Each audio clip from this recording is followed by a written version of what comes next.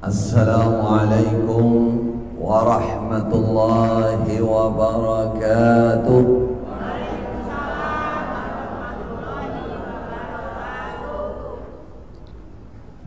Bismillahirrahmanirrahim. Alhamdulillahi rabbil alamin. Wal aqibatu lil muttaqin. Wala udwana illa 'alal zalimin.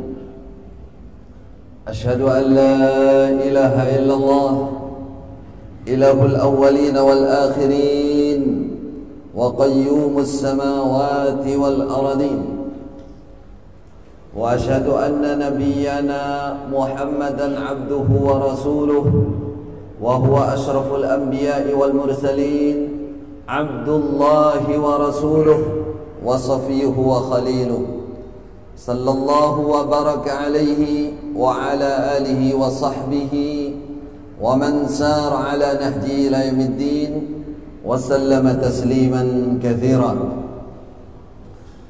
أما بعد، إخوة الإسلام إخوة الإيمان, saudaraku kaum muslimin rahimakumullah, semoga Allah merahmati kita semua. Sabahal khair, insyaallah pagi yang penuh dengan kebaikan. Marilah kita bersyukur kepada Allah Subhanahu wa taala atas segala nikmat, inayah, hidayah yang kita dapatkan setiap waktu, setiap saat. Segala kenikmatan itu hanya milik Allah. Wa bikum min ni'matin famin Allah. Segala sesuatu kenikmatan itu adalah milik Allah.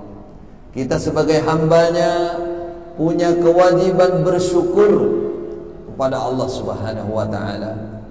Bersyukur tidak harus sebanding dengan nikmat yang diberikan, karena Allah Maha Pengampun. Jangankan sebanding, kita menghitung nikmat Allah saja tidak mungkin bisa. Wa in ta'uddu ni'matallah la tuhsuha, kata Allah. Kalian tidak akan pernah bisa, tidak akan pernah mampu menghitung nikmat Allah. Innallaha laghafurur rahim. Hanya Allah Maha Pengampun dan Maha Penyayang kepada kalian. Walaupun tidak sampai, tidak sepadan, bahkan jauh dari nikmat yang diberikan oleh Allah, asalkan kita mau bersyukur, Allah memaafkan kita. Bahkan Allah membalas kebaikan-kebaikan kita dengan rahmat dan surganya. Itu fadlun minallah. Itu bonus dari Allah. Amal kita dianggap oleh Allah, kemudian dihitung dibalas surga. Itu rahmat dan bonus kefadalan yang diberikan oleh Allah kepada kita. Sebenarnya amal apapun selama kita hidup, dibandingkan dengan kecilnya nikmat Allah saja tidak akan pernah membandingi. Hanya saja kita yang kurang menghitung, kurang menghayati betapa tingginya, betapa besarnya nilai nikmat Allah Subhanahu wa taala. Maka kata para ulama, kun syakiran aw sabiran. Dua pilihan untuk kita menyikapi nikmat Allah. Kun syakiran aw sabiran, falakal jannah. Jadilah kamu orang bersyukur atau orang bersabar, maka kamu masuk surga. Pilih. Kalau kebetulan mendapatkan nikmat banyak, harta, tahta, wanita, pria, dapatkan semuanya, bersyukurlah kepada Allah kalau diberikan kelebihan kenikmatan. Kalau kebetulan dicoba oleh Allah, sedikit hartanya, untuk satu hari makan saja tidak cukup, belum lagi mendapatkan musibah, dicoba sakit dan lain-lain, sabar. Di dunia pilihannya dua. Kun syakiran, asyakir was-sabir lahumal jannah. Jaminannya surga semuanya. Asalkan mau bersyukur dan mau bersabar. Ada seorang ulama namanya Imran Al-Qattan. Dia berparas yang kurang tampan, sedangkan istrinya ini bidadari, cantik. Pagi-pagi, setiap pagi si suami ini melihat istrinya. Suatu saat pagi melihatnya lama sekali. Kata istrinya, ada apa nih? Kok kayaknya ada yang lain. Melihatnya kok lama sekali. Katanya, Imran, saya bersyukur punya istri kamu. Oh iya mas, benar itu. Asyakir was-sabir fil jannah, katanya. Yang bersyukur dan yang sabar, dua-duanya surga. Sampai bersyukur punya istri saya. Saya mas, sabar punya suami sampai. Kita berdua insya Allah di surga nanti, bersama di surga insya Allah. Pilihannya dua, syukur atau sabar. Kesyukuran terhadap nikmat Allah, saudara, sekecil-kecilnya nikmat, kalau kita pandai bersyukur, maka oleh Allah akan diberkahi nikmat itu.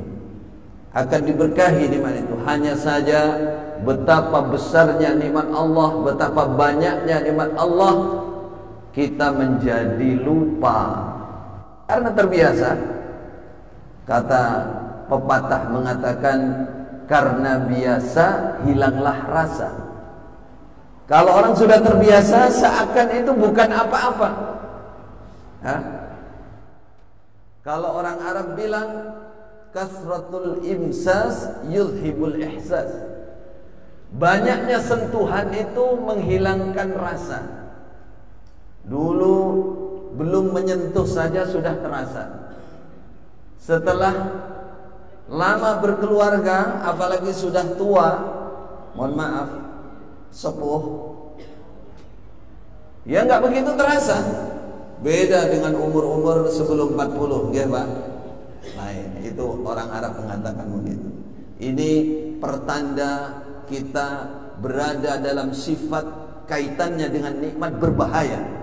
Karena nikmat Allah itu harus diingat.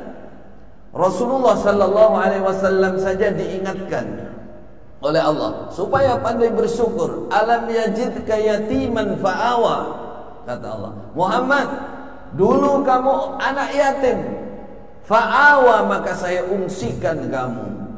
Kamu saya ungsikan kepada kakek kamu yang menyayangi kamu lebih daripada anaknya sendiri.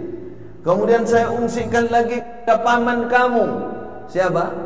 Abu Talib, kakeknya Abdul Muttalib. Saya ungsikan kamu kepada paman kamu yang menyayangi kamu lebih daripada anaknya dia sendiri. Kamu dijaga, diramut sampai kamu berumur 53 tahun. Dari 12 tahun sebagian riwayat atau 8 tahun sampai 50 tahun, 53, umur 53 tahun dijaga. Itulah Abu Talib, paman.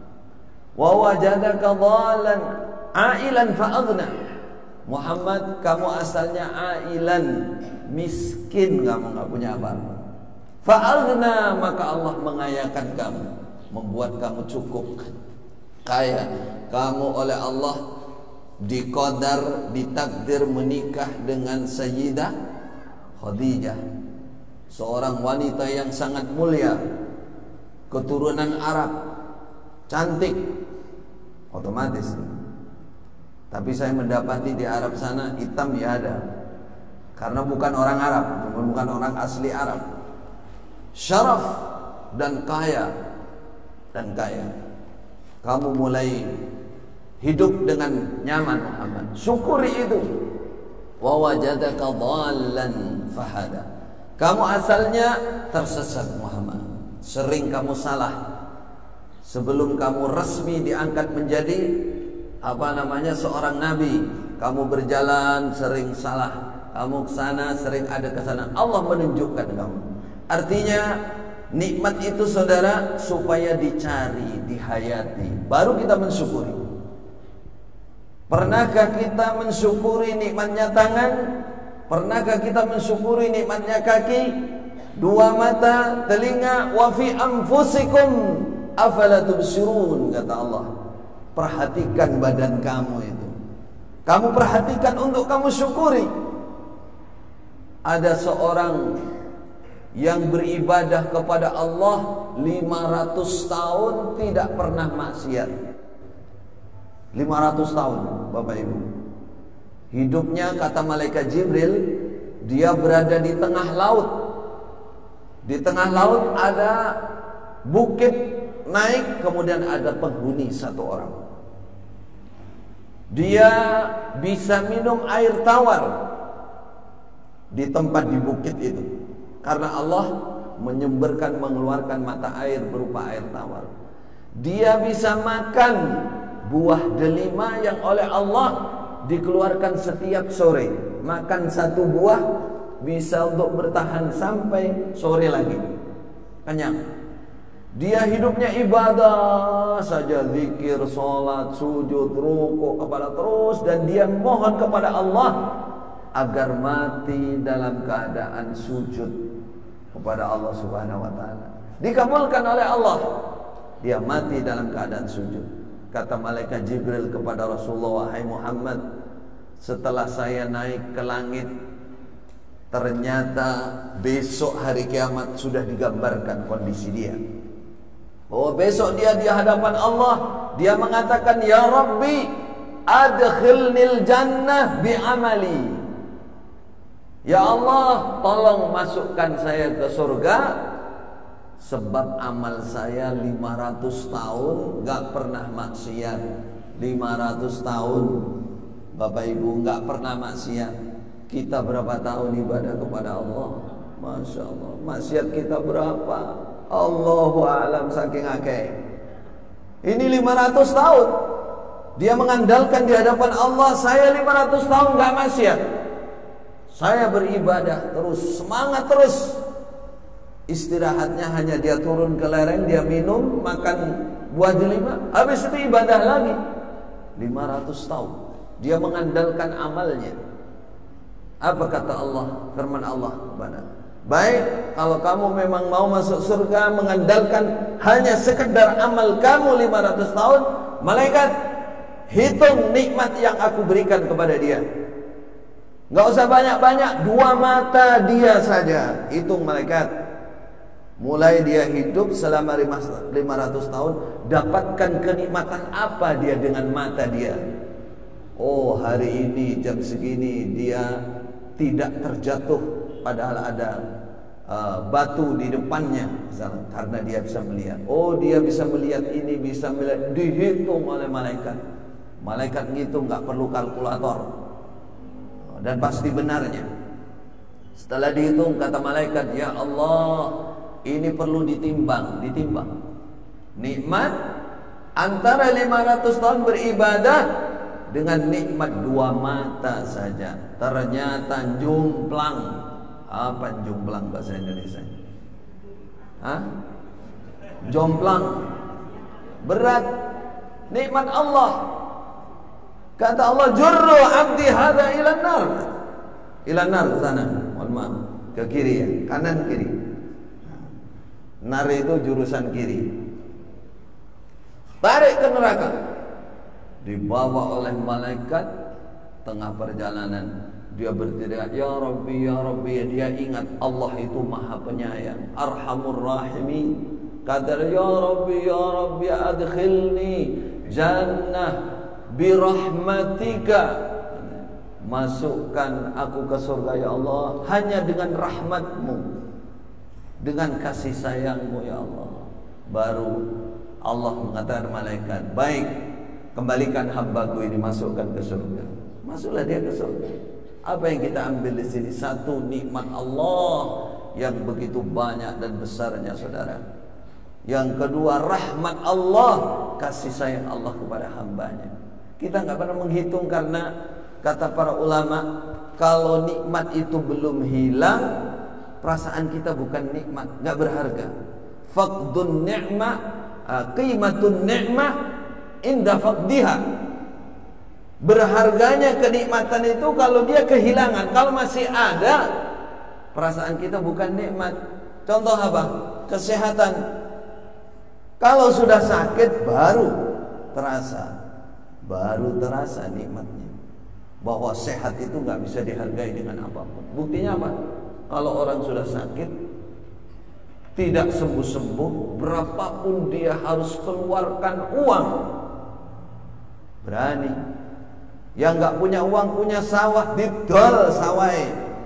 Untuk apa? Berobat, untuk operasi, untuk semua berani. Yang punya mobil, jual mobilnya, bahkan rumah. Yang penting saya sehat, tidak mati. Betapa berharganya nikmat sehat saja, Bapak Ibu. Buktinya apa? Itu mau diganti uang berapa saja berani itu, yang penting sehat. Ngoten nggih? Ada orang datang kepada orang alim bertanya, berkeluh kesah, saya kok hidup susah, ya.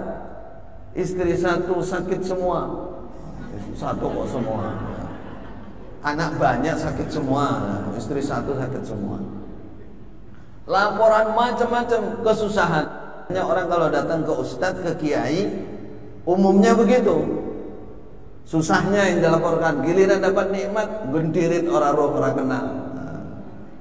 Itu nggak ada di sini, insyaallah.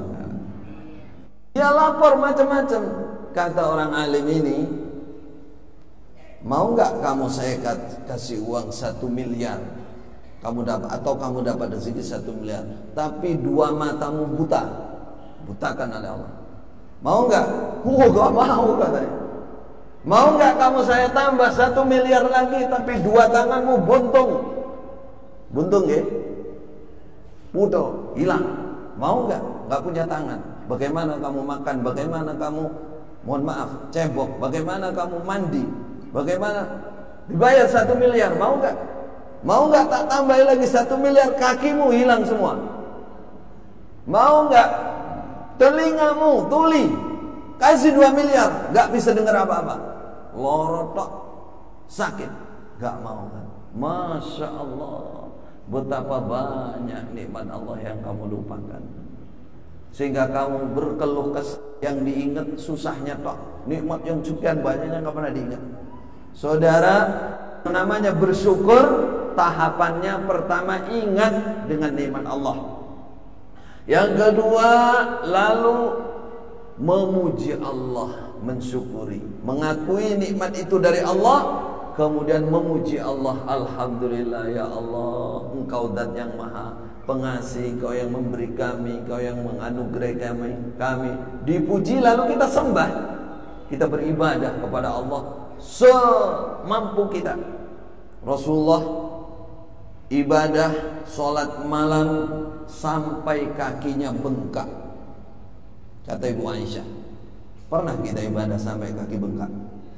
Pernah, tapi sudah bengkak sebelum sholat. Habis sholat, oh boy. Padahal bengkaknya dari sebelum sholat, dari kemarinnya. Rasulullah memang betul karena sholat. Ditanya, ya Rasulullah, kata Sayyidah Aisyah, anta maghfuran laka ma taqaddama min dzambik wa ma ta'akhkhar. Nabi Rasulullah, baginda Rasul, panjenengan sudah diampuni dosanya yang awal, yang akhir. Kok seibadah koyo ngene iki lho? Mestinya kalau ada jaminan itu umumnya orang kan santai kan? Nggih ta? Nek duwite akeh wis lenggang kangkung. Oh, duduk kaya raja gung Binathara, ya. Karena duitnya akeh. Coba duitnya kurang, gak sembuh, gak tenang duduk, ya. Manusia begitu. Nah, Rasulullah justru diampuni, semakin diampuni semakin beribadah kepada Allah. Karena apa? Kata Rasulullah, afala akunu abdan syakura. Bukankah aku inilah hamba Allah yang bersyukur? Aku beribadah, aku diampuni, dianugerahi pengampunan dosa, itu nikmat. Perwujudan syukurku adalah beribadah kepada Allah. Inilah ibadah kepada Allah. Nabi Daud, seorang nabi yang abdan syakura, apa yang dia katakan kepada Allah? Ya Rabbi. Beliau seorang raja, punya tahta, Nabi Daud, punya kekuasaan, punya bala tentara, punya harta banyak berlimpah. Jadi utusan Allah lagi, Rasulullah, Nabiur Rasul. Punya wanita banyak. Berapa wanitanya? 1000. Punya kekuatan dan punya. Bapak-bapak kayaknya kurang konsen. 1000 Pak istrinya, selirnya 1000. Itu keutamaan dari Allah. Apa yang beliau katakan kepada Allah? Ya Rabbi, kaifa ashkuruka wasyukru laka ni'matun. Ya Allah, bagaimana mungkin saya bisa selesai bersyukur kepadamu, sedang aku bisa bersyukur saja ini adalah juga nikmat darimu ya Allah. Gak pernah selesai. Hanya saja Allah Maha Pengampun. Inilah Bapak Ibu saudaraku yang dirahmati oleh Allah. Maksudnya adalah marilah kita jadi hamba yang bersyukur kepada Allah, memuji Allah, ibadahnya disemangati. Bagaimana cara diingat itu nikmat Allah? Kalau mau mengingat mudah, kata para ulama tadi. Bayangkan kalau ini dihilangkan, dan dicabut oleh Allah. 2 mata saya dicabut, waliyatubillah. Semoga Allah paling keselamatan untuk kita. 2 kaki saya dicabut atau apa. Itu bayangkan itu, lalu syukuri. Baru kita bisa mendalami. Itulah saudara, nikmat yang terbesar adalah hidayah Islam, iman, ihsan, bertauhid kepada Allah Subhanahu wa taala. Itu tidak ada bandingnya. Kenapa tidak ada bandingnya? Karena dengan nikmat itu kita akan mendapatkan kenikmatan yang selamanya di hadapan Allah nanti di akhirat nanti. Islam, iman, ihsan, bertauhid kepada Allah, jauh dari kesyirikan. Itulah nikmat yang termulia yang harus kita jaga untuk kita syukuri. Nikmat Islam, apakah Islam itu? Islam itu yang tampak adalah 5 rukun Islam. Mal Islam, ya Rasulullah, apakah Islam? Malaikat Jibril nyamar berupa seorang laki-laki datang kepada Rasulullah di depan orang banyak. Lalu pura-pura tanya, mal Islam, apakah Islam? Kata Rasulullah, anta syahada an la ilaha illallah wa anna Muhammadar Rasulullah. Kamu bersaksi, meyakini dalam hatimu, lalu mengikrarkan bahwa tidak ada yang berhak disembah, diibadahi kecuali Allah Subhanahu wa taala, dan Muhammad adalah Rasulullah, utusan Allah. Sayyidina Muhammad sayyidul anbiya wal mursalin, sayyid waladi Adam, sayyidnya semua anak Adam. Dia hamba Allah dan utusan Allah. Kamu bersaksi itu satu. Wa iqamus salat, kamu tegakkan salat. Wa ita'uz zakah, kamu datangkan zakat. Wa shaum Ramadan, puasa Ramadan. Wal hajju, kemudian haji. Liman istata'a ilaihi sabila, siapa yang mampu untuk haji. 5 ini adalah yang tampak, yang kelihatan. Siapa yang kita lihat atau kita telah melaksanakan 5 ini, maka dialah muslim. Inilah nikmat. Inilah nikmat terbaik. Inilah nikmat termulia, karena membawa kenikmatan selanjutnya. Tanpa ini tidak bisa. Karena Allah menyatakan inna dina indallah al-Islam. Agama yang makbul, yang diterima di sisi Allah adalah Islam. Wa may yabtaghi ghairal islami dinan falan yuqbala min. Siapa yang mencari agama selain Islam tidak akan diterima. La yuqbala min. Nikmat Islam. Alhamdulillah, kita ada di sini, ada di dalam masjid Baitur Rahmah. Laras nggih? Kita berkumpul karena apa? Karena kita Islam. Karena kita saudara Islam. Bukankah Bapak Ibu tidak kenal saya? Saya juga kenal Bapak Ibu. Siapa yang mempersatukan kita di masjid ini? Islam. Itulah nikmat kita. Semoga kita bersaudara dunia sampai akhirat nanti. Nikmat iman. Apakah itu iman? Tadi malaikat Jibril bertanya lagi, mal iman, apakah iman? Beliau mengatakan, Rasulullah menjawab, antu'mina billah, kamu beriman kepada Allah, wa malaikatihi, kepada malaikat Allah, wa kutubihi, kepada kitab-kitab Allah, wa rusulihi, kepada utusan-utusan Allah, wal yaumil akhir, kamu juga percaya beriman akan datangnya hari akhir, mulai alam kubur sampai hari kiamat, sampai surga neraka. Kamu beriman itu. Yang terakhir, yang keenam, wa antu'mina bil qadari khairihi wa syarrih, dan kamu yakin betul bahwa ada takdir dari Allah. Takdir untuk semua ciptaan Allah, bukan hanya manusia, jin, hewan, tumbuhan, bebatuan, semua ada takdirnya. Ada, sudah ditulis di Lauhul Mahfuz. Besok tanggal berapa, bulan berapa, sakitnya di mana, matinya di mana, jodohnya siapa, rezekinya seperti apa, semua sudah ada takdir, ada qadar. Apa maksudnya takdir ini? Supaya kita selalu dekat dengan Allah, selalu berpasrah kepada Allah. La haula wala quwata illa billah. Merasa tidak ada kemampuan apapun kecuali dengan pertolongan Allah. Tapi oleh Allah, kita sebagai orang Islam, orang iman, oleh Rasul dikasih kabar gembira. Kalau kamu ingin tahu tanda-tanda qadar dari Allah, lihat keseharianmu.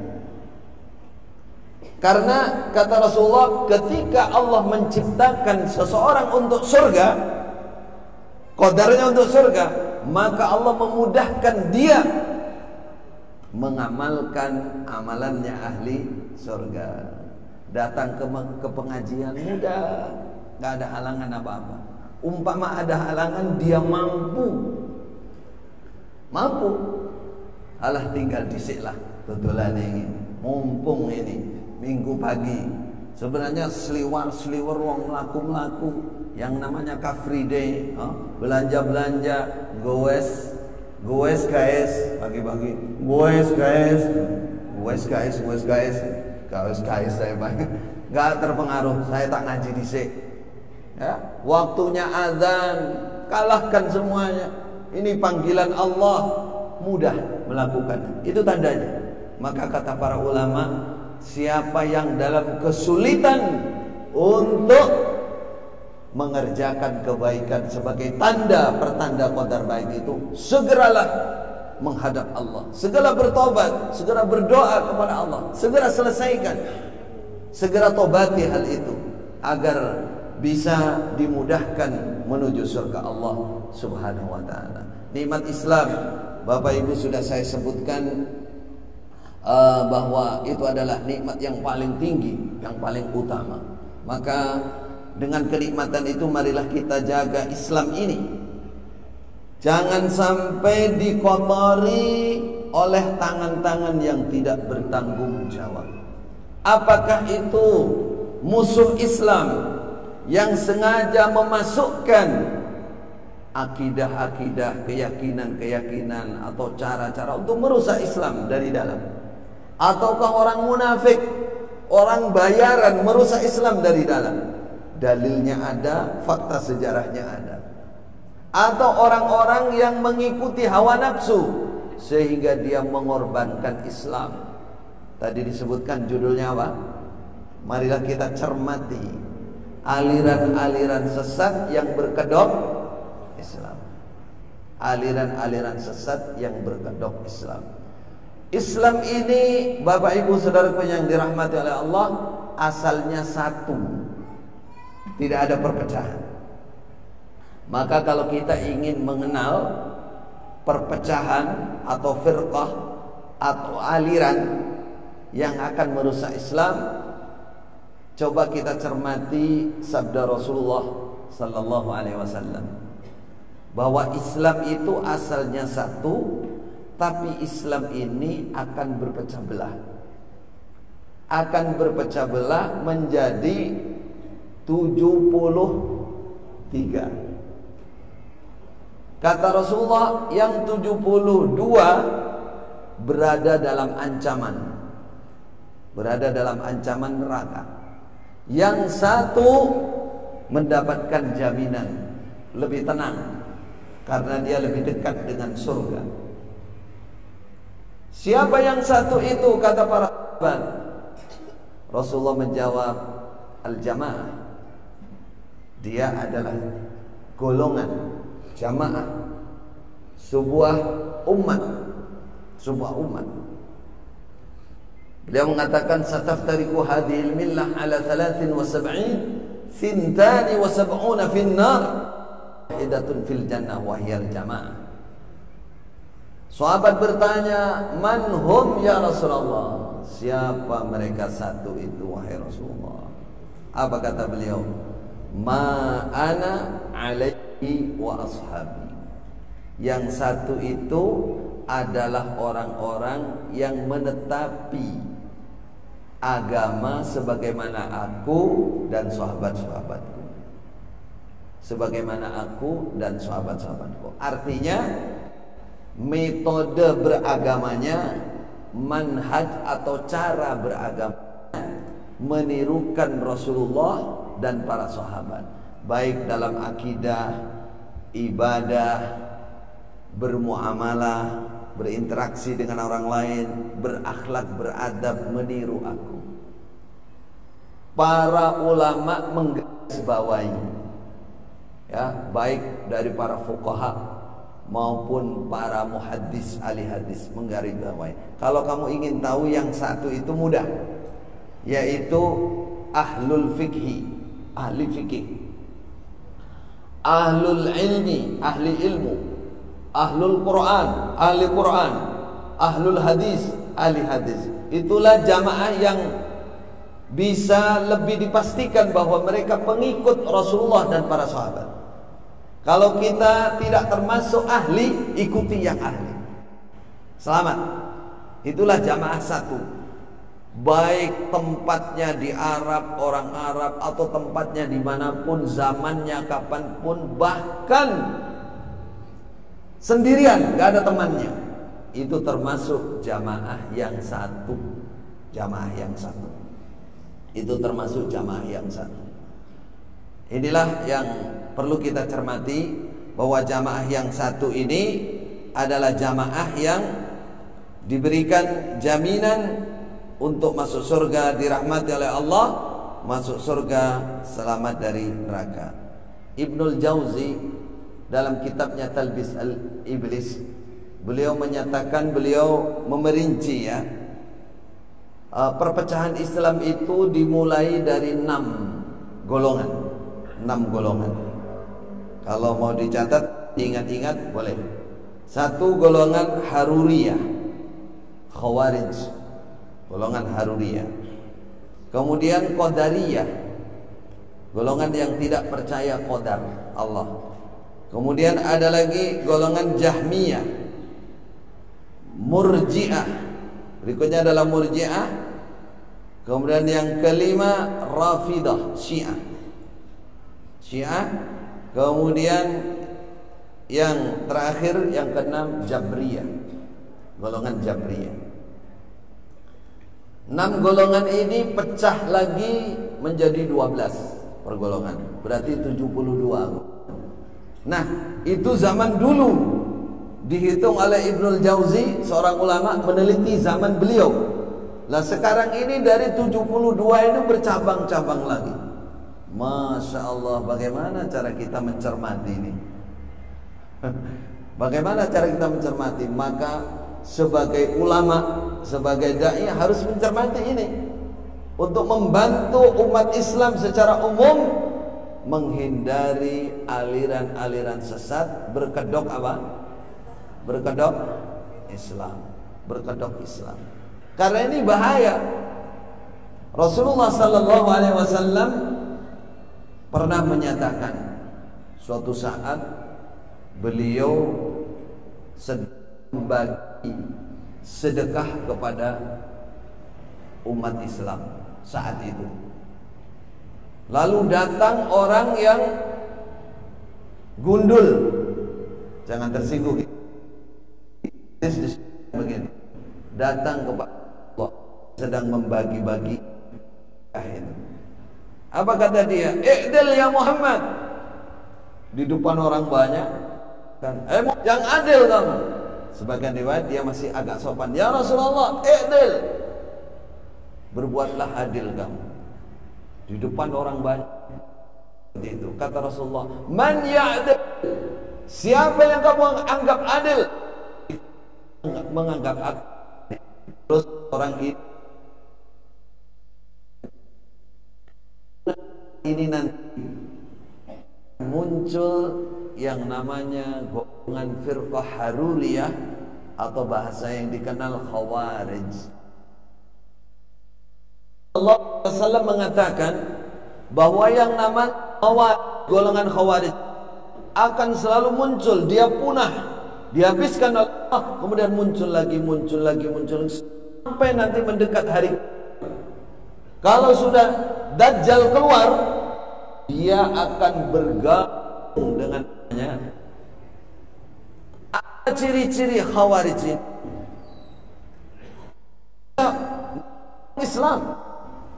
Kata Rasulullah kepada para sahabat, solat kamu wahai sahabatku, dibandingkan solat mereka kalah solatmu.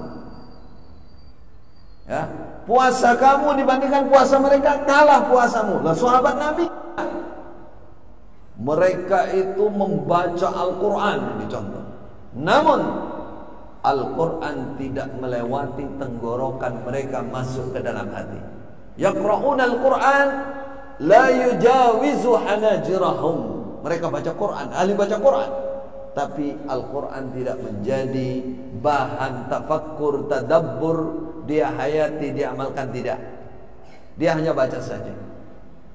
Ini ciri-cirinya, mereka semangat ibadahnya tinggi, bahkan rata-rata sampai keluarganya terbengkalai, gak urusi anak istri. Yang kedua, mereka Quran, tapi mereka tidak mengamalkan isi Al-Quran atau salah dalam memahami Quran. Yang ketiga, kata Rasulullah, ciri-cirinya mereka membunuh saudara muslim sendiri. Mereka memusuhi, membunuh saudara muslim sendiri. Atas dasar apa? Karena dia menganggap kafir orang yang tidak bergabung dengan dia. Ulama akhir memberikan definisi apa itu khawarij. Adalah orang-orang yang mengkafirkan saudara muslim yang lain yang tidak bergabung dengan dia. Ada definisi begitu, karena itu penyebab utamanya.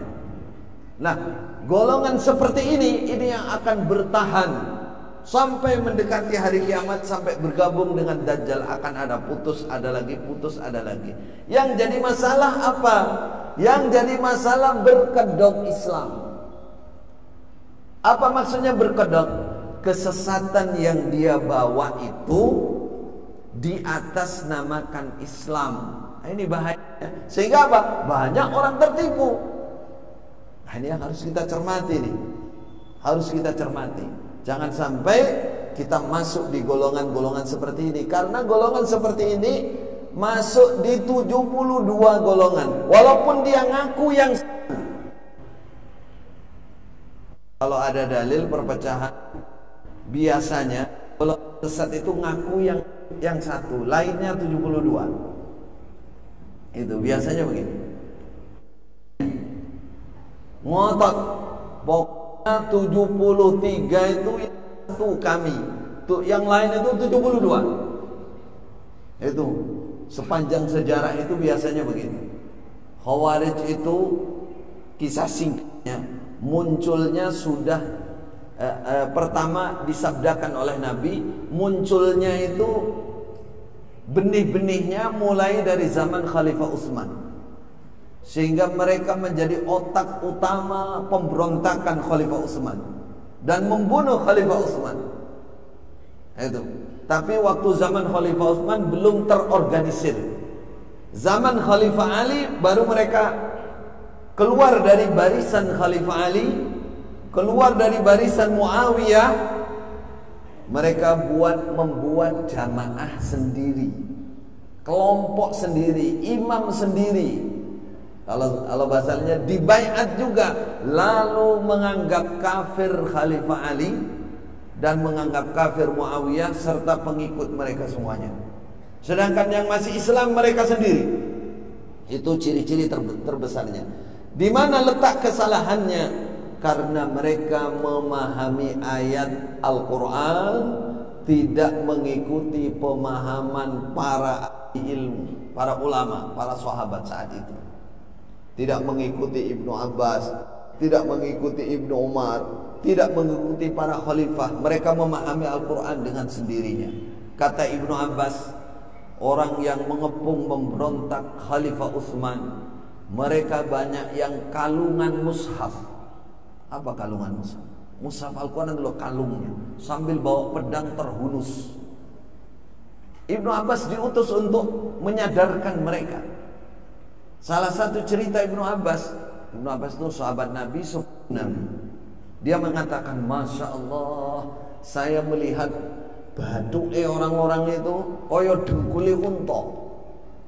Baduke seperti tebel kayak lututnya unta. Maksudnya apa? Hitam. Masya Allah. Mereka kurus-kurus, ada puasa. Mereka baca Quran kalungan mushaf, tapi bawa pedang. Mau membunuh berontak Khalifah Utsman, penguasa yang sudah resmi saat itu.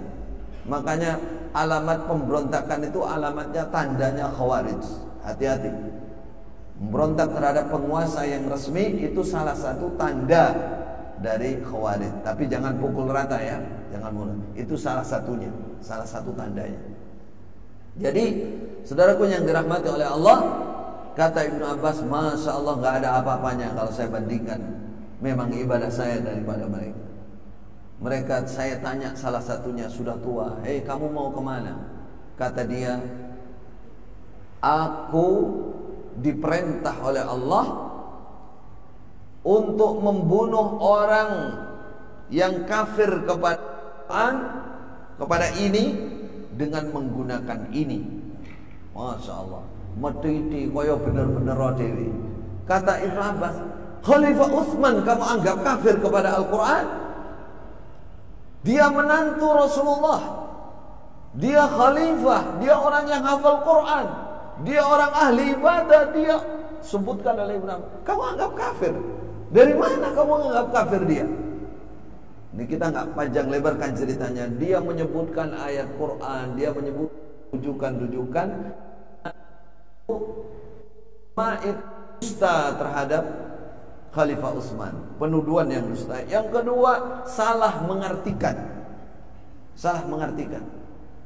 Ya, contohnya sekarang misalkan ada orang salah paham, misalkan ya, wa man lam yahkum bima anzalallah faulaika humul kafirun. Siapa yang menghukumi dengan selain hukum Allah, kafir. Negara ini bukan negara Islam, bukan hukum Islam, kafir. Begitu. Nah, contohnya orang salah paham memahami ayat. Padahal ayat itu, jangankan ulama sekarang, sahabat Rasulullah Ibnu Abbas, seorang mufassir yang agung, menyatakan bahwa siapa yang menghukumi dengan selain hukum Allah, dia kafir. Kata Ibnu Abbas, ini yang dimaksud di sini bukan kafir yang murtad dari agama, kafir pelanggaran besar, kata Ibnu Abbas. Ada mufassir yang lain mengatakan ini bagi orang yang menentang hukum Allah, membuang hukum Allah, lalu dia menggunakan hukum yang lain. Sengaja dia nggak beriman kepada Al-Quran, nggak beriman kepada Sunnah, dia tolak itu, lalu dia menggunakan, baru dia kafir yang beneran. Nah, ini contoh. Sampai di mana tadi? Jadi Khawarij itu, saudara, adalah orang-orang dalam Islam, ya, mohon maaf, mereka ada kesalahan di dalam memahami Islam secara benar. Ciri terbesarnya adalah mengkafirkan sesama umat Islam. Padahal Islam itu rahmatan lil alamin. Saudara, kita tunjukkan ya. Pertama, orang yang tidak boleh dihukumi kafir seharusnya Nanti saya contohkan sebuah golongan yang muncul di Kediri ini, yang termasuk ciri-ciri Khawarij. Asal usulnya dari Kediri, dan saya dari mereka. Habis ini. Saya tunjukkan dulu hukum secara umum dulu ya, yang tidak boleh dihukumi kafir. Contohnya pertama, orang yang sudah bersyahadat, menyatakan La ilaha illallah Muhammadur Rasulullah, gak boleh dihukumi kafir selama dia tidak tampak melakukan kekafiran. Walaupun dia belum mengamalkan empat rukun Islam lainnya karena dia belum mengerti, atau dia habis mengucapkan la ilaha illallah dia mati. Kisahnya cucu Nabi, cucu kesayangan, cucu angkat tapi cucu kesayangan, namanya Usama. Bukan bin Laden, bin Zaid.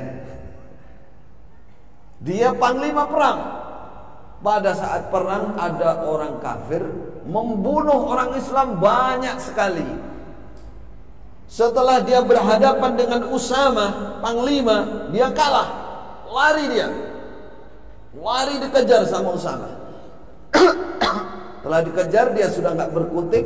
Dia mengatakan La ilaha illallah. Dia mengatakan, tapi sama Usama, halah, iki wedi dipateni iki karepe iki. Ben gak dipateni, sudu ae. Kan yang temannya orang Ansor, jangan. Dia la ilaha illallah, jangan. Tusuk aja. Setelah pulang ke tempat Rasulullah sallallahu alaihi wasallam, dia melapor kepada nabi-nabi kejadiannya begini. Apa kata Rasulullah? Aqtalta ba'da an qala la ilaha illallah. Kamu bunuh dia setelah dia menyatakan la ilaha illallah.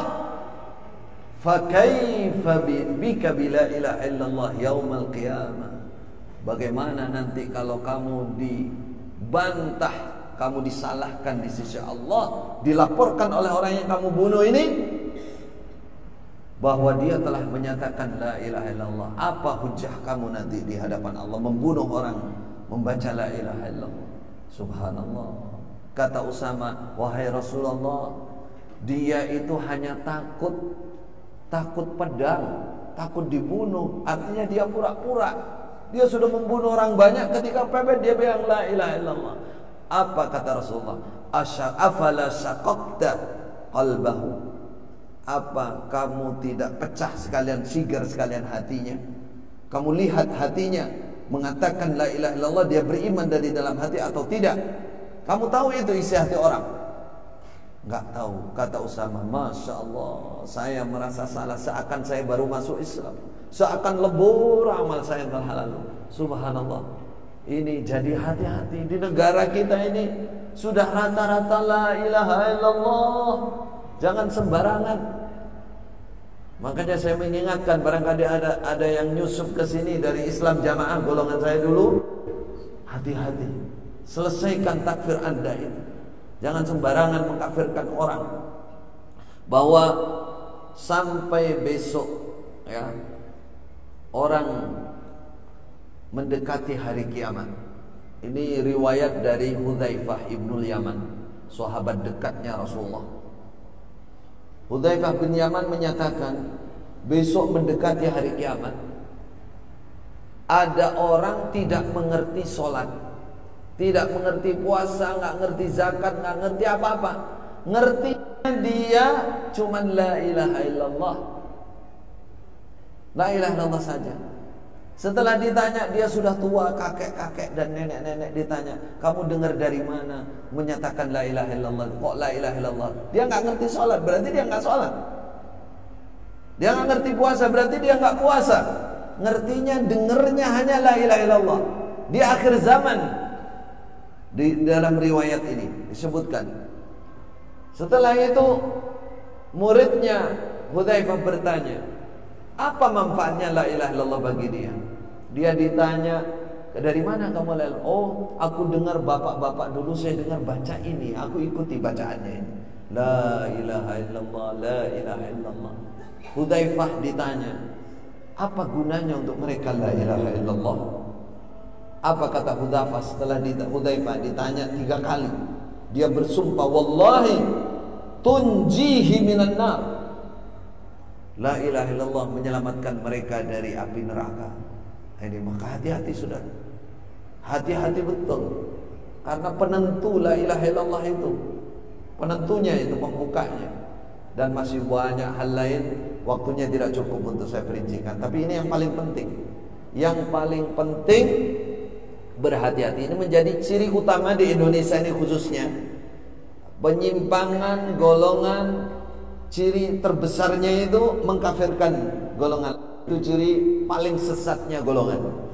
Makanya Majelis Ulama Indonesia kan sudah menyebutkan itu. Kategori ciri-ciri golongan yang sesat diantaranya takfir. Dia suka mengkafirkan lain. Ini bahaya. Ini dan ini sudah sejak zaman itu. Zaman para khalifah masih ada, para sahabat masih ada. Dia sudah seperti itu. Maka berhati-hatilah. Karena apa? Karena mengkafirkan golongan lain seorang muslim. Kata Rasulullah sallallahu alaihi wasallam, ayyuma rajulin muslim kaffara atau yukaffiru rajulan musliman in kana kadzalik wa illa fahuwal kafir. Kana huwal kafir. Siapa yang menuduh saudara muslim yang lain kafir, kamu kafir. Apa alasannya? Karena enggak ikut golongan saya, misalkan. Maka tuduhan itu kalau tidak benar akan kembali kepada orang itu. Dia sendiri yang kafir. Ini ancaman berat. Belum lagi kalau Khawarij, masuk akidah Khawarij tadi. Khawarij itu Rasulullah berpesan, Rasulullah berjanji, kalau saya berjumpa orang-orang seperti itu, pasti saya tumpas orang-orang itu. Sampai Rasulullah mengatakan, la uqatilannahum la aqtulannahum qatla'an. Akan saya habiskan mereka itu sebagaimana Allah menghancurkan kaum Ad. Saya hapuskan mereka dari muka bumi. Kenapa? Karena bahaya. Khawarij itu mengkafirkan golongan lain. Lalu apa berikutnya? Konsekuensinya. Setelah itu ya, kan dianggap kafir berarti halal darahnya, halal hartanya, halal kehormatannya, berbuat apapun untuk mereka tidak ada dosa. Tidak ada dosa. Kok semangat sekali berangkat seperti ini. Saya termasuk aktivis aliran sesat yang bermula dari Kediri ini. Dulu saya sudah hijrah. Namanya golongannya Islam Jamaah Darul Hadis. Salah satu lembaga dakwah Islam di Indonesia ini, besar. Ada di sini, di Kediri, munculnya dari Kediri. Menaranya tinggi. Alamatnya sudah tahu kan? Ya, bisa dilihat sendiri. Saya hanya menceritakan poin-poin pentingnya saja. Ini Khawarij gaya baru. Lo kok ngerti? Berapa tahun sampai di sana? Ustadz di sana berapa tahun? 35 tahun. Dari kecil sampai kecol, sampai besar. Lah kapan Ustadz sadarnya? Setelah ke Mekah berguru, saya sekolah, baru saya sadar, baru saya tahu. Karena memang kecil di situ. Jadi saya umur kurang lebih 14 tahun, 13, 14. Saya sudah jadi ustadz di pondok. Nah, tahu kan? Saya sudah jadi ustadz. Kecil, belum balik. Tapi ustadz baca Al-Quran, qiraah kayak tadi. Bacaan Al-Quran, tulisan Arab. Saya di situ 4 tahun atau kurang lebih 5 tahun sudah dapat hadiah dihajikan. SMA waktu itu saya. Siapa yang menghajikan? Imam Islam Jamaah, imamnya.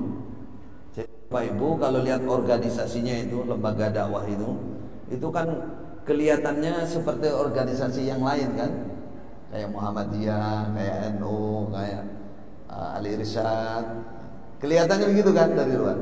Itu baju saja. Orang-orang itu ya diperintah, di dalamnya itu tetap ada Islam jamaah yang dilarang oleh Jaksa Agung dan dibubarkan, dilarang oleh Jaksa Agung tahun 71. Dan sudah difatwakan sesat oleh MUI beberapa tahun yang lalu. Nah, itu. Di dalamnya tapi ditutup rapat dengan organisasi dan kegiatan yang besar itu. Di dalamnya tetap petugas organisasi itu adalah buahnya, ru'yahnya imam yang ada di dalam. Jadi di dalam itu ada namanya Islam Jamaah, kalau dulu juga dikenal dengan Darul Hadis. Di sana itu ada imam. Imam itu pemimpin tertinggi. Kadang sebutannya amir. Lah imam itu dibaiat. Diangkat dengan cara dibaiat. Kemudian semua jamaahnya yang ikut masuk itu harus baiat. Baik laki-laki, perempuan, bahkan anak kecil. Tapi kalau anak kecil diwakili. Kalau enggak nanti sudah balik baiat lagi. Kenapa diwajibkan begitu? Supaya hidupnya halal di muka bumi.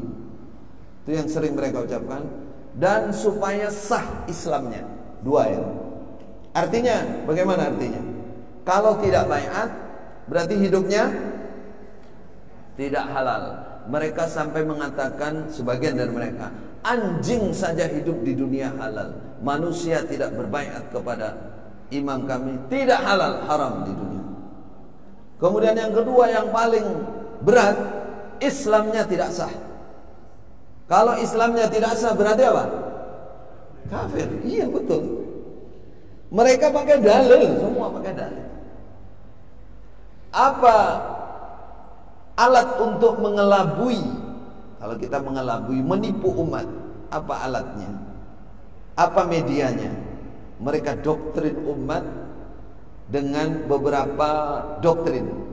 Yang pertama, mereka mengatakan ilmu yang paling murni dalam Islam, ilmu agama ini adalah ilmu kami, ilmu jamaah kami. Lainnya tidak murni. Murni, paham nggak murni? Tidak bersih. Sudah kitab-kitab kesesatan semua. Hanya kami ilmunya yang murni. Kenapa kok murni? Dua mereka semua. Kami mendapatkannya dari Mekah. Satu. Kedua, kami mangkul. Kalau Anda pernah mangkul, mangkul itu artinya berguru yang memiliki sambungan guru sampai Rasulullah. Tidak ada yang mangkul seperti kami. Itu doktrin. Bagi orang awam, dulu saya 35 tahun awam, walaupun saya termasuk ustadz sejak kecil. Saya termasuk namanya di sana itu mubaligh paku bumi. Paku bumi, jenengan tahu. Stros cakar ayam. Jadi kalau bangunannya ingin kuat, nah ini paku buminya. Itu saya termasuk. Dari kecil tuh. Kalau ibu-ibu ingin tahu lagi, ibu-ibu aja. Saya diambil menantu oleh imam Islam Jamaah. Saya menantunya. Jadi ada imam pertama, pendiri, kemudian penggantinya setelah mati, penggantinya imam pertama itu anak pertama. Itu mertua saya. Anaknya ada di sini. Mana? Jangan ngaco. Cucunya juga itu ada. Kapan sadarnya? Kapan sadarnya? Setelah saya diutus ke Mekah untuk cari ilmu. Untuk cari ilmu.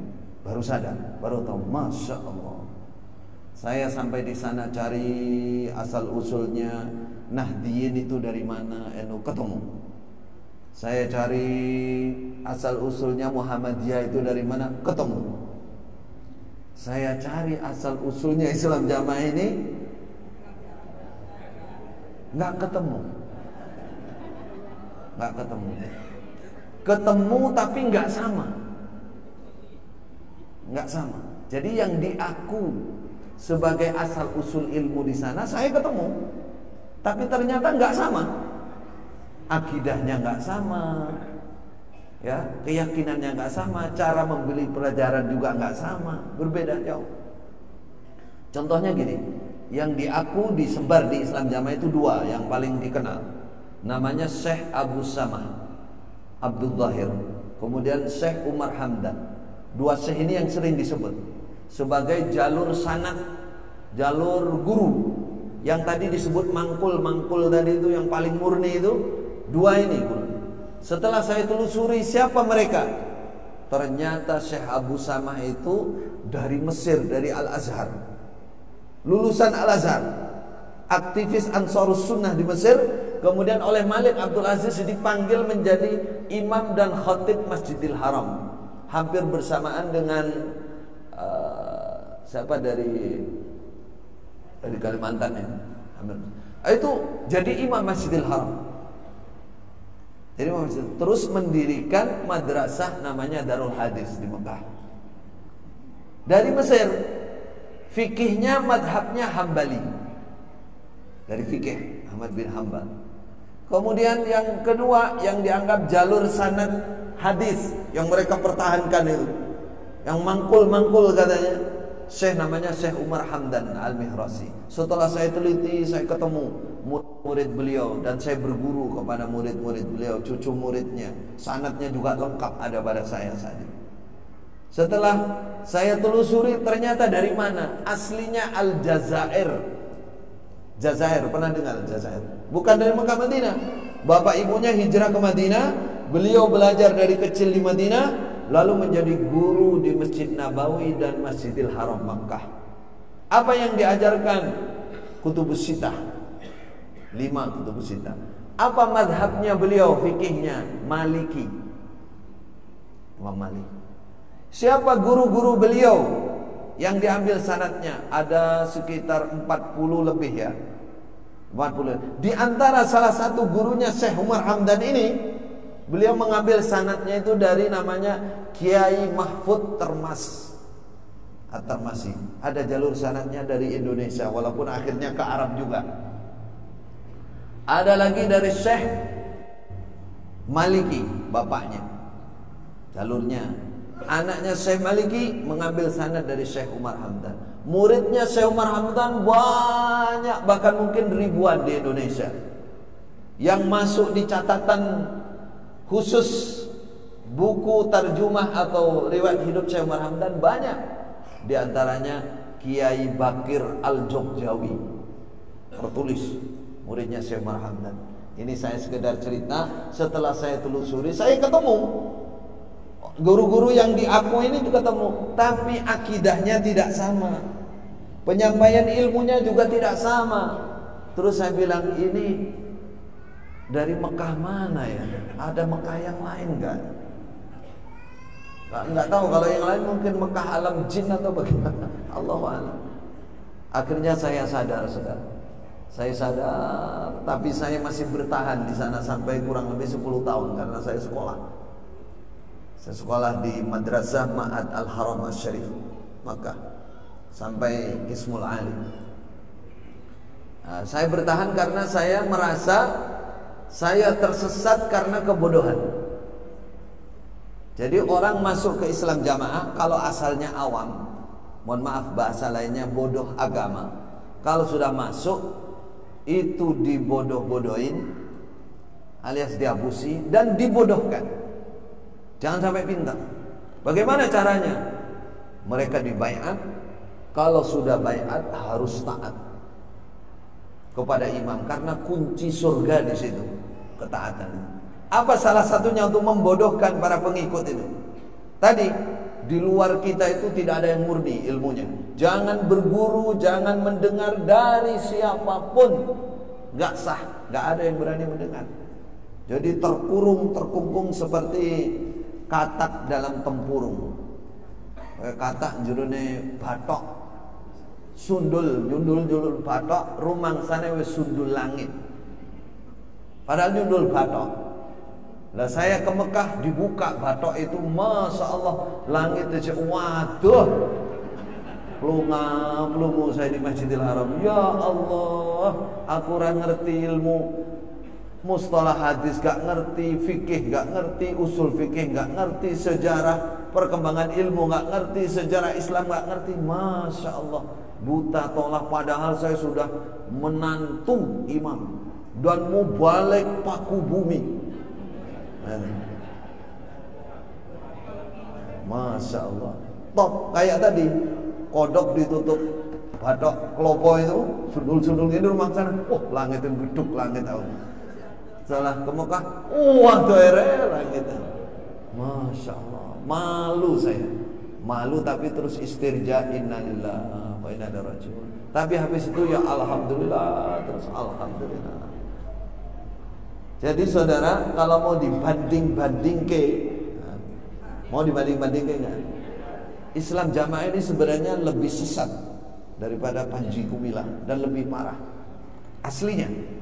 Tapi karena ditutup itu, ya karena itu, pertama itu orang yang tidak bergabung, tidak banyak dengan mereka, itu hidupnya tidak halal, haram di dunia. Yang kedua, Islamnya tidak sah, kafir saudara.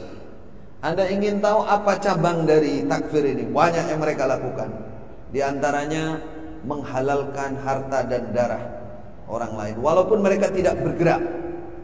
Tapi kalau ada kesempatan jangan ditanya. Ya, hati-hati dompet, hati-hati yang punya toko besar.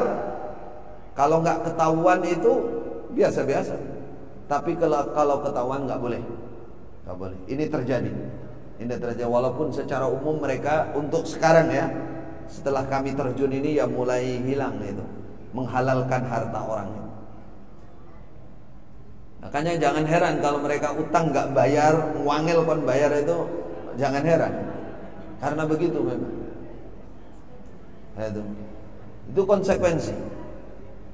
Tidak mengesahkan sholat di belakang umat Islam yang lain. Mereka nggak mungkin mau sholat di belakang imam dari NU, dari Muhammadiyah, nggak mungkin mau.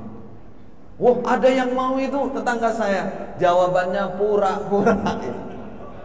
Di sana ada namanya fatonah, bitonah, budi luhur. Fatonah itu harus pandai berdialog supaya nggak ketahuan. Bitonah itu pandai menutup rahasia rapat-rapat. Nah, itu budi luhur itu berpura-pura berbudi yang baik. Tuh, pura-pura. Itu perjuangan mereka.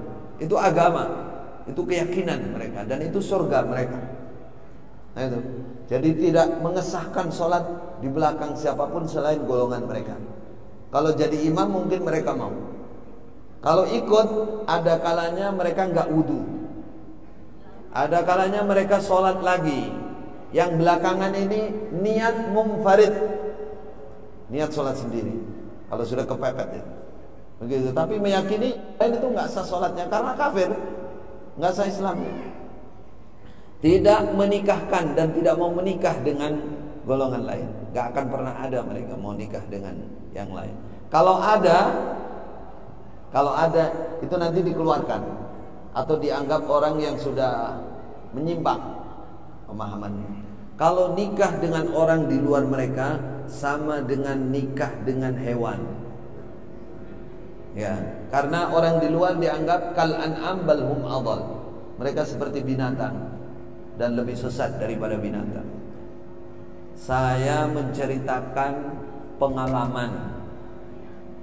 Kalau mau saksi ya datangkan mereka. Mau di depan umum tapi biar gak berkelit. Saya ini menantu imamnya, dan saya ulamanya 35 tahun saya ikut mendoktrin karena nerimanya seperti itu.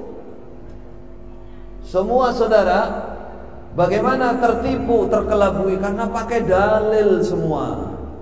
Semua yang didoktrinkan itu ada dalilnya, cuman artinya saja yang disimpangkan. Contoh, wa'tasimu bihablillah jami'an, tetapilah Islam ini secara berjamaah. Nah, mereka ambil siapa jamaah itu? Kami, lainnya bukan. Nah ini, jadi yang melaksanakan ayat ini hanya kita. Gitu.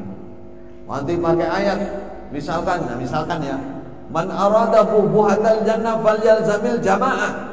Siapa yang ingin masuk di tengah-tengah surga, tetapilah jamaah. Lalu mereka kata, siapa jamaah itu di Indonesia? Kami. Begitu. Apa buktinya? Kami sudah punya imam, kami sudah berbaiat, kami sudah taat sama imam, kami sudah besar. Begitu. Orang awam manduk-manduk air. Gak boleh nikah, gak boleh bagi waris. Hati-hati. Jadi kalau jenengan punya saudara, punya bapak ibu, dia Islam jamaah, terus saudara-saudara jenengan Islam jamaah, maka ketika bapak ibu meninggal tidak akan pernah saudara ini dapatkan warisan. Karena apa? Karena kafir. Nggak boleh dibagikan warisan. Umpama ada itu ijtihad bapak imam, mereka katakan. Ijtihad itu keputusan bapak imam, niati gua. Jadi saudara yang jamaah ini musyawarah, sepakat awakmu kayak piro wis guaan. Hadiah lah kalau guaan untuk saudaranya ini. Enggak boleh. Nah, kalau kepada umumnya umat Islam yang lain seperti itu. Kalau kepada yang keluar seperti saya ini lebih parah. Wah, mereka katakan aduullah, musuh Allah, setan, iblis. Nah, kalau saya ini mereka putar balikan apa itu ulama tapi pengkhianat, itu pendusta, itu pingin jadi imam tapi nggak kelakon, semua macam-macam. Padahal saya datang itu tidak sendiri, saya ada 3 orang. Ada 3 orang, ada Ustadz Abdul Aziz, ada Ustadz Abdullah Masud, yang dari Mekah semua. Semua dikeluarkan. Semua dikeluarkan. Kenapa dikeluarkan? Karena satu, sudah tidak lagi mengkafirkan golongan lain. Alasannya itu. Yang kedua, tidak mengesahkan keimaman, bahasa mereka, imam yang ada di dalam. Jadi di sana itu menyatakan imam yang paling sah di Indonesia ini adalah imam kami. Lainnya umpama ada, NU, Muhammadiyah nggak sah semua, kalah dengan kami. Kenapa? Karena kami ini murni ilmunya dari Mekah, kemudian dibaiat tahun 41. Ah gitu pengakuannya. Jadi seperti itu yang ada. Kemudian kesalahan ketiga, jadi kita menjelaskan ingin menggiring selama bertahun-tahun. Sebenarnya saya bertahan karena saya menantu, karena saya keluarga, karena saya merasa kasihan dengan mereka. Saya bertahan dan teman-teman sampai 7 tahun. Saya pulang 2010 sampai 2017. Apa yang saya lakukan? Gerilya, pelan-pelan, sedikit-sedikit menghidupkan keilmuan. Soalnya saya merasa dulu saya tersesat karena kurangnya ilmu. Barangkali dengan mereka kita angkat ilmunya itu, barangkali bisa melek, bisa sadar. Tapi ternyata pergerakan saya ini akhirnya ketahuan juga. Kana yakunu konangan, ketahuan. Wah, ini mau dibawa kemana ini? Mau dirusak ini jalan surga kita. Mereka punya jalan tunggal. Mereka katakan tuh jalan tunggal masuk surga hanya lewat jamaah kami. Lainnya tidak bisa. Tidak bisa. Ini mau merusak jalan tunggal kita ini. Sehingga kesalahan kedua itu karena menganggap tidak sah keimaman yang ada. Karena kita katakan ini adalah pemimpin golongan kita saja. Dulu saya begitu. Bukan yang paling sah seluruh Indonesia, bukan, apalagi seluruh dunia. Bukan. Terus jamaah yang dimaksud, mereka menamakan golongan itu dengan sebutan jamaah. Makanya kalau ketemu saudara jamaah, saudara kita jamaah. Sehingga nanti kalau ketemu dalil yang ada jaminan surga tentang jamaah, mereka aku, ini kami nih. Lainnya bukan. Padahal yang dimaksud oleh Rasulullah jamaah itu siapa toh? Jamaah itu jamaatul muslimin, jamaah seluruh umat Islam ini. Persatuannya berbeda golongan, berbeda kelompok, biarkan itu. Perbedaan kelompok berbeda, tapi satu menyatukan Islam itu berjamaah. Jadi satu. Sadar bahwa ini saudara Islam, ini saudara Islamku, itu jamaatul muslimin namanya. Kalau ini enggak, golongan kecil membentuk kelompok sendiri terus menyatakan yang jamaah kami. Kamu buktinya kami punya imam, buktinya ilmu kami murni. Setelah saya telusuri di Mekah tidak ada rujukannya di sana. Enggak ada Syekh Umar Hamdan, Syekh Abu Sama Abdul Zahir, murid-muridnya mengkafirkan umat Islam sembarangan, itu enggak ada. Enggak ada di sana, enggak ada ajaran seperti itu, enggak ada. Ajaran membentuk firqah, golongan sendiri, lalu imam sendiri, lalu yang lainnya kalau enggak bergabung kafir, enggak ada. Yang ada khawarij seperti itu. Golongan khawarij yang oleh Nabi sudah disebutkan akan ada ganti berganti sampai hari kiamat. Yang ketiga, saudara, kesalahan kami yang dikeluarkan ini itu karena tidak menghukumi bid'ah tarikan sedekah yang diwajibkan. Jadi mereka ada tarikan sedekah, masing-masing jamaahnya itu satu bulan itu 10% dari penghasilan. Kalau yang di bawahnya lagi ada yang 7,5. Yang paling miskin itu paling rendah 2,5. Setiap bulan pegawai negeri, pedagang, penjual asongan, ya, bahkan mungkin pemulung kalau ada, semua harus. Alasannya apa? Alasannya kamu sudah baiat, kamu harus taat kepada imam. Ini merupakan sambung kamu dengan imam. Kamu akan disaksikan sebagai jamaahnya kalau kamu store. Kalau kamu nggak store itu ada petugas khusus. Kalau nggak store sampai berapa bulan, berarti tidak diakui sebagai jamaahnya. Ini yang paling celaka menurut mereka. Kalau kamu nggak diakui sebagai jamaah, kamu nggak ada yang menyaksikan besok hari kiamat, dan kamu tidak bisa masuk surga. Takut, saudara. Saya dulu takut harus nyerahkan. Ya begitu doktrinnya. Surga, surga, surga, surga, surga, surga. Itu 3 besar yang saya ambil. Kesesatan yang lain masih banyak. Kenapa itu terjadi? Karena menerangkan, menjelaskan, mengkaji ilmu tidak mengikuti para ulama, tidak mengikuti ahli ilmu, ahli hadis, ahli fikih, tidak mau membaca kitab-kitab rujukan yang menjelaskan bagaimana dulu ulama sahabat menjelaskan, tabi'in, tabi'in, gak mau mereka. Mereka hanya menyiapkan Al-Quran. Kalau Bapak Ibu, siapa yang bisa masuk ke sana silakan beli di sana. Di sana jual Al-Quran khusus. Al-Qurannya nggak dirubah, hanya posisi ayatnya nanti dijarangkan untuk didikte, dimaknai, ditulis itu.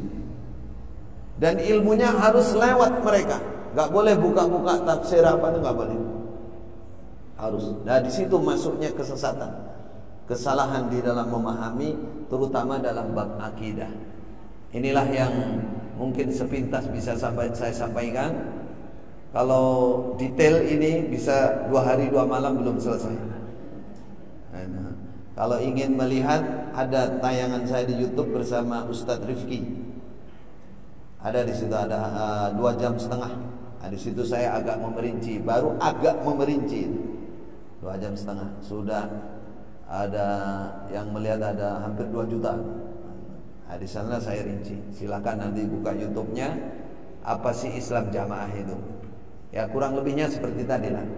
Nah, ini yang saya maksud dalam pertemuan pagi ini. Tadi judulnya kan mencermati aliran-aliran sesat berkedok Islam. Oh Islam. Jadi sampai ada orang itu tanya saya, masa Ustaz mereka pakai kerudung, mereka bawa Quran, mau ngaji, orangnya baik gitu. Itu baik loh Ustaz, nggak ada yang aneh. Saya bilang tertipu sahabat. Satu, sampai lihat hadis tentang Khawarij. Khawarij itu seperti itu. Artinya Bukan kita mengatakan yang ahli sholat, ahli puasa khawarij, bukan. Itu salah satu tandanya, namun dia punya akidah yang salah. Itulah. Bukan langsung ada ahli sholat, ada orang Badu'e, itu khawarij, jangan. Itu salah satu tandanya. Kesalahannya bukan di situ. Kesalahannya dia salah memahami syariat ini. Dia tidak mengikuti aturan-aturan pemahaman yang diajarkan oleh para ulama. Salah satu ciri-ciri besarnya apa? Mengkafirkan, menganggap kafir orang di luar. Itu Islam Jamaah yang ada. Lainnya ada nggak? Ada di Indonesia yang mirip-mirip itu. Tapi sebenarnya yang paling termasuk parah ini Islam Jamaah. Cuma karena ditutupi itu, sehingga mereka seakan tidak ada apa-apa. Padahal di situ banyak apa-apa. Seakan biasa-biasa, tapi itu di situ luar biasa. Kok tahu? Iya, sudah saya ceritakan dari kecil saya di situ. Kurang apa saya jadi menantu? Masih kurang dekat lagi. Oh, itu sudah paling atas. Kurang apa saya dari sisi keilmuan menurut mereka? Saya guru mereka. Bahkan imamnya, wakil-wakilnya itu berguru sama saya setelah saya pulang dari Mekah. Maksudnya, tapi akhirnya ya program yang saya rencanakan itu ketahuan. Ya, akhirnya saya dan teman-teman dikasih peringatan. Kemudian karena nggak mau bertobat, tobat itu harus ke imam. Jadi bertobat itu harus karena kami dianggap tidak mau bertobat, akhirnya kami secara halus mereka usir. Sebelum diusir saya sudah pergi duluan.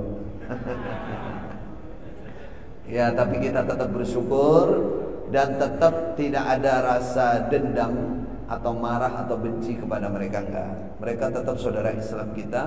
Mereka ada kekurangan, ada kesalahan yang parah itu karena mereka belum tahu.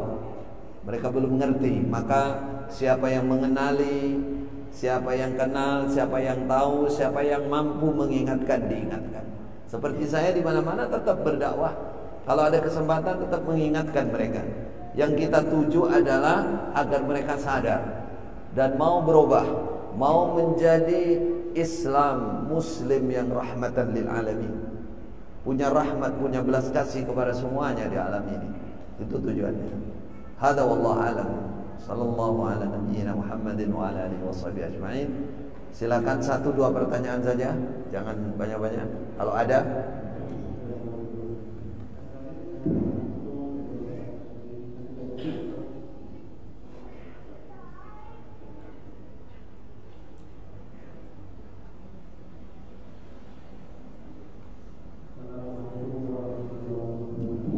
Waalaikumsalam warahmatullahi wabarakatuh.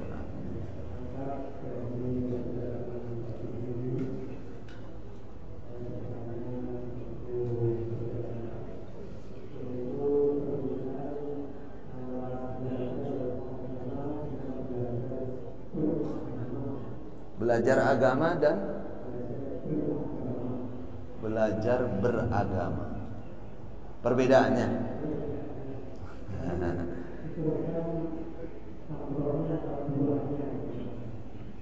samrah atau buahnya? Waalaikumsalam warahmatullahi wabarakatuh. Ini yang ditanyakan adalah masalah bahasa saja saya kira. Belajar agama dan belajar beragama. Kalau ada kata ber itu berarti menetapi. Kalau belajar agama, ilmu agama. Mesti tahapannya begitu. Tahapannya orang belajar agama dulu. Belajar agama berarti belajar ilmu agama. Bagaimana cara belajarnya? Sekarang mudah. Guru-guru banyak, kiai banyak, ustadz banyak, tayangan juga banyak. Maka YouTube-nya itu agama saja. Cari ustadz, cari guru, cari orang-orang yang betul-betul mengajarkan agama dengan tulus. Apa ciri-cirinya? Ciri-cirinya 1, ajakannya kepada Allah, untuk beribadah kepada Allah, kepada sunnah Rasulullah, mencintai Rasulullah. Tidak mengajak kepada dirinya, ngepolkan dirinya. Ini ciri-ciri ya, ciri-ciri saja. Kalau mau belajar, cari guru. Sekarang guru banyak. dilihat isi ajakannya kemana nih. Oh, ini ngajak nyembah Allah, ngajak beribadah kepada Allah, terus ngajak kepada Rasulullah, sunnahnya Rasulullah. Tidak ngajak kepada perorangan, ngajaknya kepada ulama misalnya. Ulama yang diajak bukan pribadi, kepada pribadi orangnya, tapi kepada ajarannya yang benar. Tidak ngajak hanya ngeblok satu golongan, tidak. Kecuali kalau golongan itu memang betul-betul terbukti mereka membela agama Allah. Jadi kalau ada kecondongan ajakan kepada pribadi seseorang, hanya membesarkan sebuah golongan yang juga tidak jelas, itu ciri-cirinya ajakan nggak benar. Jangan berguru. Bergurulah kepada orang yang benar. Sekarang mudah, fasilitas banyak. Zaman Rasulullah orang hanya dapat surat, kadang-kadang hanya dapat tulisan. Sekarang guru ada di mana-mana, belajar agama, belajar ilmu agama, belajar beragama. Inilah namanya fattaqullaha mastata'tum, la yukallifullahu nafsan illa wus'aha. Tahapan-tahapan yang menjadi kewajiban dalam agama dilatih, dipelajari, latih diri sampai nanti sempurna. Kita punya Tuhan Allah yang Maha Pengampun dan tidak memaksa kita kecuali semampu kita. Mampu dalam ingatan, dalam ilmu, dan mampu secara fisik. Di luar kemampuan kita Allah memaafkan. Itu untungnya. Maka semuanya belajar beragama. Seperti kita dari tadi membahas ya, masalah kesyukuran kita masih belajar. Masalah kehusyuan kita masih belajar. Menyempurnakan sholat masih belajar, terus belajar sampai nanti akhirnya sempurna. Nah, tidak cukup seorang hanya belajar agama, karena kalau hanya belajar nanti jadi ilmu pengetahuan, tidak jadi pengamalan. Maka juga harus belajar beragama. Intinya Islam ini ya, kesimpulan akhirnya ketika seorang belajar agama lalu kelihatan asar bekasnya, pelajarannya itu menyentuh di dalam hatinya, lalu berbuah pengamalan, berbuah adab. Karena Islam itu datang untuk menyempurnakan adab. Berbuah pengamalan ibadah kepada Allah, lalu berbuah adab. Semakin dia belajar agama, dia beragamanya kelihatan, ibadahnya kelihatan, akhlakul karimahnya kelihatan, lalu berbuah dakwah. Dakwah itu ajak-ajak, amar ma'ruf nahi mungkar. Walaupun dia bukan dai, tidak harus manggung. Dia di alam sekitarnya, di keluarganya, kepada suami, anak, kepada tetangga, selalu mengajak, menyerukan kebaikan. Itu namanya manfaat. Itu belajar agama dan belajar beragama. Tidak cukup orang belajar agama saja. Kalau hanya untuk pengetahuan tidak berbuah apa-apa, itu disebut senjata makan tuan. Dia menajamkan pedang, habis itu dia tusuk dirinya sendiri. Kabura maqtan indallah an taqulu ma la taf'alun. Sungguh besar dosanya di sisi Allah kalau kalian hanya belajar, memahami, tapi kalian tidak beramal. Besok ada orang dimasukkan surga dimasukkan neraka gara-gara Al-Quran. Ada orang dimasukkan neraka gara-gara sedekah. Ada orang masukkan neraka gara-gara bersedekah. Ada orang dimasukkan neraka gara-gara mati dalam perang membela Islam. Kok bisa kan? Pertanyaannya kan begitu. Kok bisa? Karena apa? Karena dia beramal tidak ikhlas. Inilah contoh berilmu tapi tidak beragama namanya. Karena apa? Karena orang beramal itu di samping benar menurut ilmu, dia harus menyempurnakan dengan ikhlas. Kalau hanya cari pujian manusia, masuk neraka duluan dia. Lalu mereka bantah, ya Allah, kenapa kami masuk neraka duluan? Apa jawaban Allah? La yastawil ladzina ya'lamun wal ladzina la ya'lamun.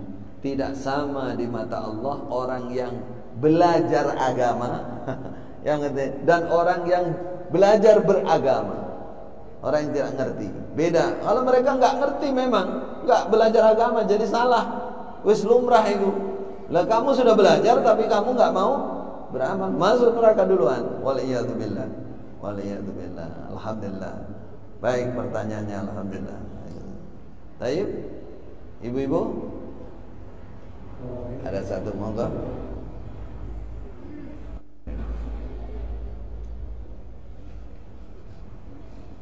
Kalau mau tanya tentang Islam jamaah boleh, tidak ada rahasia lagi. Ya, monggo. Waalaikumsalam.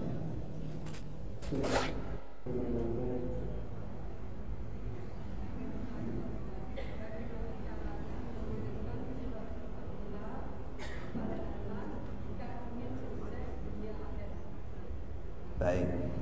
Bagaimana cara mengirimkan surah Al-Fatihah bagi anak supaya sukses dunia akhirat? Yang pertama, dipahami dulu sabda Rasulullah sallallahu alaihi wasallam, "Salasatun la turaddu da'watuhum." Ada 3 orang, 3 golongan yang tidak ditolak doanya oleh Allah. Satu, as-shaim, orang yang berpuasa hatta yuftir, sehingga dia berbuka. Yang kedua, al-musafir, ibnu sabil, orang yang sedang bepergian. Yang ketiga, al-walid liwaladihi, orang tua untuk anaknya. Jadi di sini hadis sahih Rasulullah mengatakan doanya orang tua untuk anak dikabulkan. Doa itu apa? Doa itu memohon kepada Allah. Doa itu urutannya memanggil Allah dulu, maknanya memanggil dengan nama-namanya dan memuji Allah. Lalu minta, berdoa, ya Allah, jadikan anak saya anak yang soleh, soleha, selamat dunia akhirat, rezekinya lancar, badannya sehat, sekolahnya lulus, melamar pekerjaan segera diterima yang penuh berkah. Apalagi doa ibu. Doa ibu itu kemustajabannya, kata para ulama, 3 kali lipat doa bapaknya. 3 kali lipat doa ibu. Jadi dari Rasulullah menyatakan berdoa. Berdoa itu memanggil Allah, memuji Allah, lalu memohon kepada Allah. Ya Allah, jadikan anak saya begini-begini. Lalu ada juga termasuk jenis berdoa membaca. Namun para ulama di sini berselisih. Hargai perselisihan ya. Ada yang mengatakan bahwa bacaan itu tidak sampai. Ulama begitu. Ada yang mengatakan bacaan itu sampai. Lah bagaimana cara supaya bacaan itu sampai? Bacaan itu, bacaan Al-Quran, apalagi surah Al-Fatihah, itu disebut Ummul Quran. Surah Al-Fatihah itu ibunya Quran. Ummul Quran. Ibu itu apa? Inti dari Al-Quran ada di surah. Keutamaannya luar biasa. Bagaimana supaya sampai? Baca surah Al-Fatihah, pahami maknanya ibu, pahami maknanya. Pahami maknanya, lalu memohon walaupun dalam hati kepada Allah apa yang diinginkan. Apa yang diinginkan. Bagaimana maksud pahami maknanya? Alhamdulillahirabbil alamin, arrahmanir rahim, maliki yaumiddin. Maliki yaumiddin. Pahami dulu maknanya. Zat yang maha pengasih, penyayang, yang menjadi penguasa besok hari kiamat, ya. Lalu iyyaka na'budu. Pahami juga, ya Allah, hanya kepadamu aku beribadah. Sujud saya untuk engkau ya Allah. Saya tadi sholat untuk engkau, sedekah kepada orang lain, tapi niat untuk engkau, semua cari ridho engkau. Iyyaka na'budu. Nah, baru di sini ada namanya iyyaka, berikutnya apa? Bapak, iyyaka nasta'in. Nah, di situ masukkan tuh. Baca itu kalau perlu diulang-ulang. Iyyaka nasta'in, hanya kepadamu ya Allah aku mohon pertolongan. Nah, di situ masukkan anak saya ya Allah. Bayangkan di sini. Walaupun enggak diucapkan, apalagi diucapkan boleh. Saya mohon pertolongan hanya kepadamu ya Allah untuk anak saya di situ. Sehingga bacaannya itu otomatis apa otomatis? Menjadi doa. Kalau sudah doa didengarkan oleh Allah, dikabulkan oleh Allah, disampaikan, dikenakan kepada anaknya, nggak mungkin meleset. Itu tata cara mengirim dengan penghayatan namanya. Nggih, memahami maknanya sehingga berbuah menjadi doa. Sebagaimana sabda Nabi tadi, doamu akan itu. Jadi yang paling mantap apa mantap? Mustajab seperti itu. Kalau hanya baca nggak paham mananya juga, di mana minta tolongnya? Ya insya Allah terkabul insya Allah. Cuman ya belum bisa dipastikan karena orang berdoa membaca itu ud'ullaha wa antum muqinuna bil ijabah. Kalau kamu berdoa kepada Allah harus sampai punya keyakinan bahwa kamu dikabulkan oleh Allah. Di mana? Ngerti yang dimaksud. Dan maksud. Ngerti mana? Cara mendalaminya seperti itu. Nah, itu yang namanya walaupun itu jangan dibesar-besarkan ya, masalah kirim Al-Fatihah, kirim bacaan Quran itu jadi perselisihan. Mungkin ada yang milih tidak kirim, ada yang milih kirim. Cuman istilah kirim itu jangan membayangkan bacaannya nanti berupa apa namanya, misalkan ya, wah ini nanti berubah menjadi bola, nanti terbang surut mengenai anak. Jangan banget. Yang dimaksud dikirim itu dibaca dengan penghayatan tadi ya, kemudian ada harapan atau ungkapan, bahkan mendoakan mohon pertolongan untuk anaknya tadi, contoh orang tuanya siapapun. Karena surah Al-Fatihah itu surah yang sangat agung. Hadza wallahu a'lam. Sambut ya. Nah, pertama semoga Allah memberikan kesempatan yang baik, sehat walafiat untuk kita semua. Semoga Allah memberikan kita semua keyakinan dalam Islam sampai ajal mati kita menjemput kita. Semoga Allah menetapkan iman kita, menetapkan keyakinan kita, menetapkan ihsan kita, menambah ketakwaan kita sampai kita menjadi manusia yang husnul khatimah. Rabbana zalamna anfusana wa illam taghfir lana wa tarhamna lanakunanna minal khasirin. Allahumma a'inna ala dzikrik wa syukrik wa husni ibadatik. Rabbana la tu'akhidna in nasina wa akhtana. Rabbana wa la tahmil alaina isran kama hamaltahu ala alladhina min qablina. Rabbana wa la tuhammilna ma la taqata lana bih wa'fu 'anna waghfir lana warhamna anta maulana fansurna 'alal qaumil kafirin. Allahumma inna nas'aluka as-sihhah wal 'afiyah fid dunya wal akhirah. Allahumma inna nas'aluka as-sihhah wal 'afiyah fi dinina wa dunyana wa ahlina wa amwalina. Allahumma astur 'auratina wa amin rawatina wa fadna min baini aydina min khalfina wa an aymanina wa an shama'ilina min fawqina wa na'udzu bika an nughtala min tahtina. Rabbana zalamna anfusana wa illam taghfir lana wa tarhamna lanakunanna minal khasirin. Rabbana atina fid dunya hasanah wa fil akhirati hasanah wa qina adzaban nar. Subhana rabbika rabbil izzati amma yasifun wa salamun alal mursalin walhamdulillahi rabbil alamin. Wassalamu alaikum warahmatullahi wabarakatuh.